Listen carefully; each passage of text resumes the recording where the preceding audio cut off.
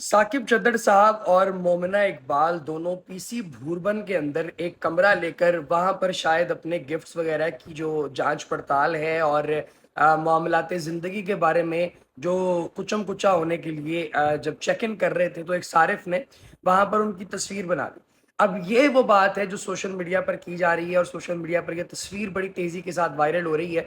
साकिब साहब ने खुद एक वीलॉग बना दिया कल, जिसके अंदर उन्होंने ये गुजारिश की कि दिए देखें, मैं इस खातून के साथ कुछ अरसा रिलेशनशिप में था और एक शो बिजनेस की एक अदाकारा के साथ शो बिजनेस में जो भी मामलात होते हैं उन लोगों के साथ थोड़ा अटैच रहने की वजह से जो चोर की सज़ा है वो मेरी सज़ा है। मैं आप लोगों से माजरत करता हूँ, मेरी ये गलती है कि मैंने ऐसी किसी खातून के साथ दोस्ती रखी। मैंने उन्हें तोहफे तहफ़ दिए, लाखों रुपए उन्हें ट्रांसफ़र किए। उनका जो होने वाला बंदा है उसने मोमिना जी के फ़ोन के अंदर मेरी और मोमिना जी की कोई वीडियो देख ली है और वो वीडियो देखने के बाद उस बंदे ने राइट अवे मुझे फ़ोन किया, फ़ोन करके मुझे धमकियां दी। मैं फिर थाने गया, थाने जाके मैंने बताया कि जी फलां फलां बंदा मुझे धमकियां दे रहा है और फिर थाने वालों ने आगे से उसके ऊपर एक्शन किया और फिर मोमिना की वालदा ने, मोमिना ने, दोनों ने मुझसे रब्ता किया, माजरत की, मैंने बात आई गई कर दी और अब ये लोग मिलजुल के मेरे ऊपर केस चलाकर मुझे बदनाम करने की साजिश कर रहे हैं। ये सारी बातें मैंने एनसीसीआई के अंदर जमा करवा दी हैं। नेशनल साइबर क्राइम सेल जो है उसके पास इन्होंने अपना सारा केस जमा करा दिया और उनका कहना है कि बहुत जल्द इसका रिजल्ट सबके सामने आ जाएगा। अब ये जो वीडियो आप लोगों ने देखी है दोस्तों, इस वीडियो के अंदर ये जो आप तस्वीर देख रहे हैं, ये तस्वीर जो है दिखाती है कि ये लोग चेक इन कर रहे हैं पीसी भूरबन के अंदर। अब इस तस्वीर की वैलिडेशन भी हो जाएगी बहुत जल्द, लेकिन ये दोनों खुद मान रहे हैं कि भैया ये रिलेशनशिप में थे, इनकी यारी दोस्ती थी, फ्रेंड्स विद बेनिफिट वाला सीन भी था। अब बहुत सारे जो फेमिनिस्ट हैं फेक, वो आ गए हैं मैदान के अंदर, उतर आए हैं। उन्होंने कहा जी कि जो बंदा औरत को गिफ्ट देने के बाद उनका जिक्र करना शुरू कर दे वो चीप होता है, वो फलां होता है, टमकान होता है। देखिए मेरी बात सुने, ये जो रिलेशनशिप है इसे कहते हैं sugar daddy and gold digger relationship. ये कोई इंसानों वाला रिलेशनशिप नहीं होता, इसके अंदर बेसिकली मार्केट का ही मामला हो रहा होता है कि आप पैसे दे रहे हैं और बदले में चीज़ें ले रहे हैं। फिर एक टाइम आता है कि जब आपके पास या तो पैसे जो हैं वो ज़्यादा आ जाते हैं या फिर चीज़ें देने का दिल नहीं करता या फिर चीज़ें फारिग हो जाती है, बंदा पैसे देने बंद कर देता है। कुछ ना कुछ इसमें होता रहता है जिसकी वजह से इस तरह के रिलेशनशिप ख़त्म होते हैं।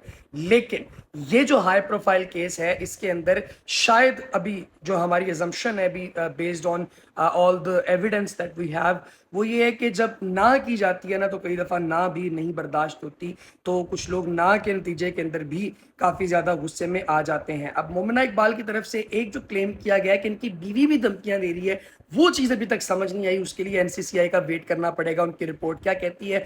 लेकिन जाहिर है कि जब वो रिपोर्ट आ जाएगी तो उसकी भी क्लैरिटी हम लोगों को मिल जाएगी। अब इसकी जो वकील हैं उनके बारे में थोड़ी सी बात करते हैं कि अली इशफाक हमेशा नामाकूल लोगों जैसे कि इमरान रियाज खान, रजब भट्ट और अब साकिब चद्दर जैसे लोगों का ही वकील क्यों होता है? क्या ये भी मशहूरी का एक तरीका है, बिना पैसे खर्च किए बल्कि पैसे लेकर? मोमिना इकबाल और साकिब चद्दर का मामला शादी से इनकार को बर्दाश्त न करने और अपनी बीवियाना शराकत से इनकार का है, पर इसमें कई क्यों है। पहले जो मजलूमा लग रही थी अब वो जालिम नजर आ रही है।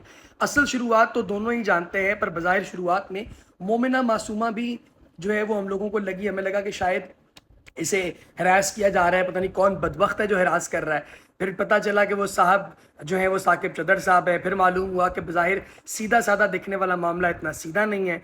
इतने सालों के ताल्लुक में पहली बीवियों का मालूम ना होना या ना बताना या जानबूझकर खामोश होना दोनों को मशकूक बनाता है। एक हाल ये भी था कि अगर मोमिना ने शादी से इनकार कर दिया था तो इसको कबूल करके आगे बढ़ जाना चाहिए। जहाँ तक बात है तोहफों की, तो जहाँ इंसान को उम्मीद हो शादी की, तो ये कोई ऐसी अचंभे की बात नहीं और तोहफे इंसान अपनी हैसियत के मुताबिक ही देता है।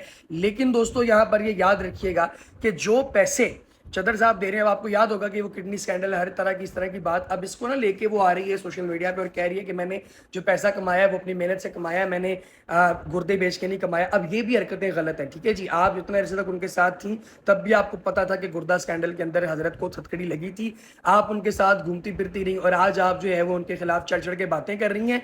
ये भी कोई तरीका नहीं। ओशो का एक भगत स्वामी आनंद अलहदगी जैसे मामलात का एक मुस्तकिल हल और लोगों के ताल्लुकात का मुस्तकबिल ओपन मैरिज बताता है। ना कोई ख्वाहिश, ना उम्मीद, ना तकलीफ, साथ रहो या अलहदा मगर खुश रहो। मगर ये तजवीज़ हमारे मुआशरे और मज़हब दोनों के मुताबिक दुरुस्त नहीं है।